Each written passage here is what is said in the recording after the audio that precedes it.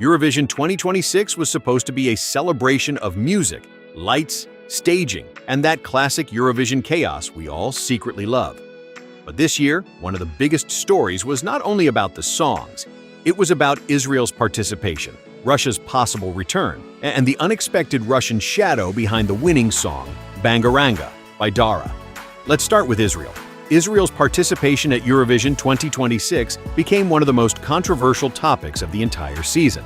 Several countries decided not to take part because Israel was allowed to compete while the situation in Gaza remained extremely tense. Spain, Ireland, Iceland, the Netherlands, and Slovenia were among the countries that stayed away.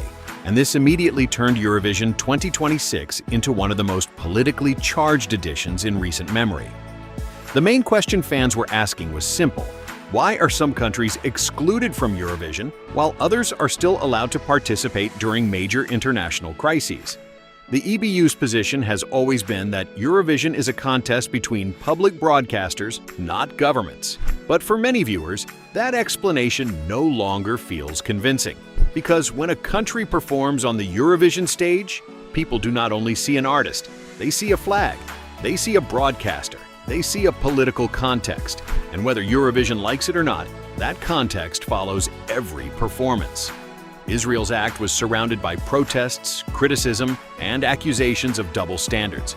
There were also debates about televoting, public campaigns, and whether the voting system could be influenced by organized support. So the Israel scandal was not only about one country, it was about a much bigger problem. Can Eurovision still call itself non-political when the entire conversation around the contest is political? Eurovision wants to be above politics, but politics keeps walking straight onto the stage. And then came the second major shock, the possible return of Russia. Eurovision director Martin Green was asked whether Russia could ever return to the contest. His answer caused a huge reaction. He said that, theoretically, Russia could return if its broadcaster complied with Eurovision and EBU rules. That one word, theoretically, was enough to create a storm. Russia has been absent from Eurovision since 2022, after a major decision by the EBU. At the time, the organization said that allowing a Russian entry would damage the reputation of the contest. Russian broadcasters were later suspended from EBU structures. So when fans heard that Russia could theoretically come back, many people saw it as a dangerous signal. Some fans and public figures reacted strongly. For them, even discussing Russia's possible return while the broader geopolitical situation remains unresolved felt unacceptable. Later, Martin Green clarified the situation. He said that there are no current discussions and no plans to bring Russia back to Eurovision. So, to be clear, the EBU did not announce Russia's return. Russia is not officially coming back. But the fact that this possibility was even mentioned created a huge debate. And this is where the Israel debate and the Russia debate connect. Fans started asking one very uncomfortable question. What exactly are Eurovision's red lines? Is the issue broadcaster independence? Is the issue public image? Is the issue international pressure? Or is politics becoming too big for Eurovision to ignore? Because once people believe the rules are not applied equally, trust becomes very hard to rebuild. So Russia's possible return is not just a Russia story, it is a Eurovision identity crisis. And now we come to the most unexpected twist of Eurovision 2026. Bulgaria's victory with DARA and her song, Bangaranga. On the surface, this was a huge comeback moment for Bulgaria. DARA delivered a powerful, energetic, aggressive performance. Bangaranga sounded like a modern Eurovision winner. It had club energy, Balkan flavor, strong production, and a stage show built for impact. But almost immediately after the victory, the conversation shifted. People were no longer talking only about the song. They started talking about the people behind it. Officially, Bangaranga was written by Anne Judith Stokowick, Darina Yotova, Dimitris Kontopoulos, and Manweir. Darina Yotova is DARA herself. But the name that caused the most discussion was Dimitris Kontopoulos. Why?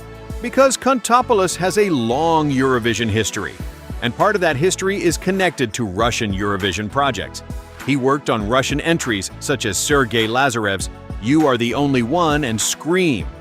Those projects were strongly associated with Philip Kirkorov, one of the biggest names in Russian pop and a major Eurovision figure for many years. Then reports appeared saying that Kirkorov had claimed that his team helped prepare DARA, or that people from his Eurovision circle were involved, and that is when the scandal exploded online. But we need to be careful here. Kirkorov is not listed as an official songwriter of Bangaranga in the Eurovision credits, so it would not be accurate to simply say that Kirkorov wrote the song. The official link is different. The song includes Dimitris Kontopoulos, a producer whose Eurovision career has been closely connected to Russian Eurovision projects and to Kirkorov's team in the past. And that is exactly why the story became so viral. At the same contest where Russia's possible return became a scandal, the winning song was suddenly discussed through the lens of Russian influence, old Eurovision networks, and Kirkorov's shadow. For some fans, this is just how Eurovision works. International songwriters and producers often work with different countries. The Eurovision music industry is full of connections, collaborations, and familiar names. But for others, especially after Russia's exclusion, this felt uncomfortable. They asked a simple question. If Russia is not currently part of Eurovision, why do Russian-linked Eurovision networks still appear around winning projects? And that is the kind of drama Eurovision fans love to investigate.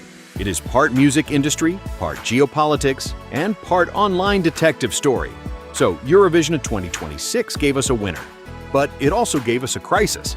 The Israel controversy showed that Eurovision cannot escape political pressure, even when it says it is a non-political event.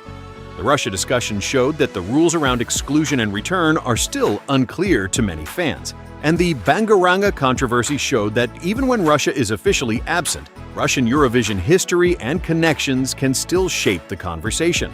And that is the real story of Eurovision 2026.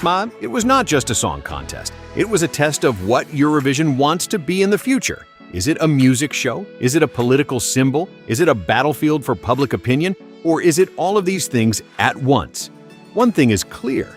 After Eurovision 2026, the contest cannot simply say "united by music" and expect everyone to move on.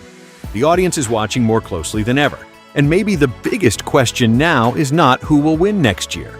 The biggest question is this: who will even agree to take part? So that's all. If you like this video, you can press like button and subscribe to Per Chanel. Here we talk about Eurovision. Say and comment what you want to see in our Chanel.